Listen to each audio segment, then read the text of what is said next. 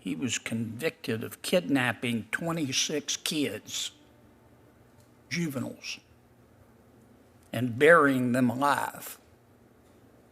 Were you with Governor Brown then? Judge? I left in 2015, so I'm unsure of the time period in which that occurred. This happened in 2015. That name is not familiar to me. What I can say is those decisions are... Do you remember the case? I do not. Okay. When it happened, it got a lot of publicity in California. Did you call Judge Brown or Governor Brown and say, Governor, I love you, but what planet did you just parachute in from? Why have you done this? Judge Coggins, you used to work for Governor Jerry Brown? That is correct, Senator. And I believe you advised him on issues regarding parole. So as the governor under the California Constitution, when the parole board recommends that a inmate be paroled, that matter then comes before the governor to determine whether he's going to reverse that recommendation. Did you advise him on parole? I was not advising him. What I provided was a background, all background information. So the nature and circumstances of the particular case that was before us. I was looking at the correctional file. In addition, I was reviewing. Do you remember a parolee named James Schoenfeld? I don't, Senator. Okay. You talked a lot about, as did you all appropriately, about juveniles in your testimony. Governor Brown in 2015 paroled Mr. James Schoenfeld. He was convicted of kidnapping 26 kids, juveniles, and burying them alive. Were you with Governor Brown then?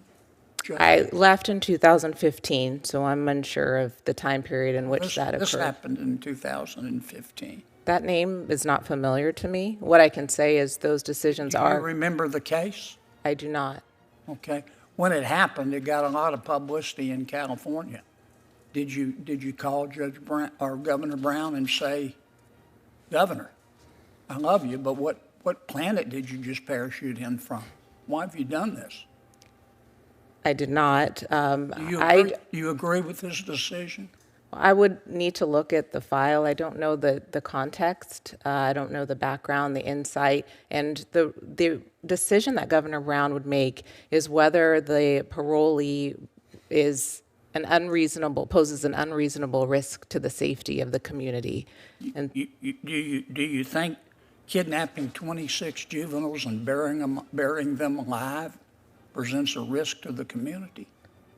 I certainly believe that if that individual is convicted of those crimes, which it sounds like he would be a risk to the community. But you don't have an opinion about whether Governor Brown did the right thing? Again, Senator, I would have to be able to look at the complete file and all of the considerations required of the governor, who ultimately makes the decision. So he might have done the right thing, in your opinion?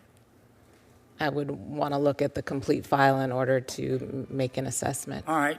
Judge Bulsara, do you remember a case called J&J Sports Products v. If I mispronounce it, sir, please correct me. Ferraris? I do recall that case, Senator, yes. Okay, it was pretty recent, 2020. You're a magistrate judge, right? I am. And your decisions have to be reviewed by a federal district court judge? That's correct. Okay.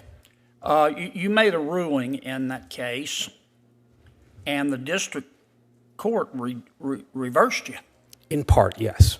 And the district court said, quote, these are the judge's words, not mine, that you ignored, quote, a large collection of cases in this district holding that essentially identical allegations are sufficient to state a claim. So your boss said you just ignored a whole line of cases. What's going on here? Well, Senator Kennedy, the way I recall that case was there's a split in authority about claims that can be brought under the Copyright Act.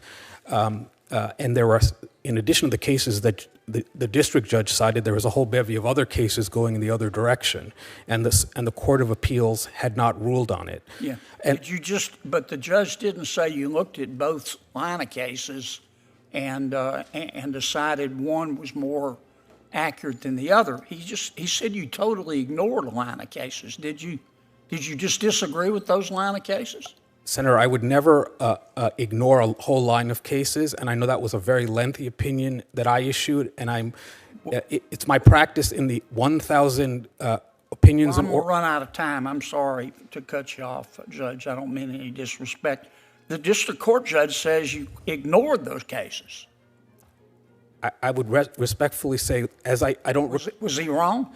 I'm not going to call a colleague wrong, but I can say that in every case where I write a lengthy opinion, I read all of the applicable authorities, and I know in that particular situation there's a line of other cases that I have read, and I did so in all of my decisions, and I can expect that I did so in that one as well. But why did you ignore the line of cases is my point. I can understand you saying, well, there are two line of cases and they conflict, and I find the reasoning more persuasive in this line.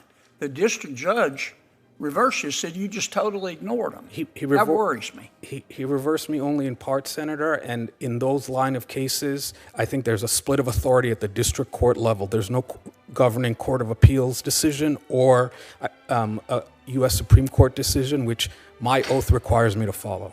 Okay. Thank you, folks.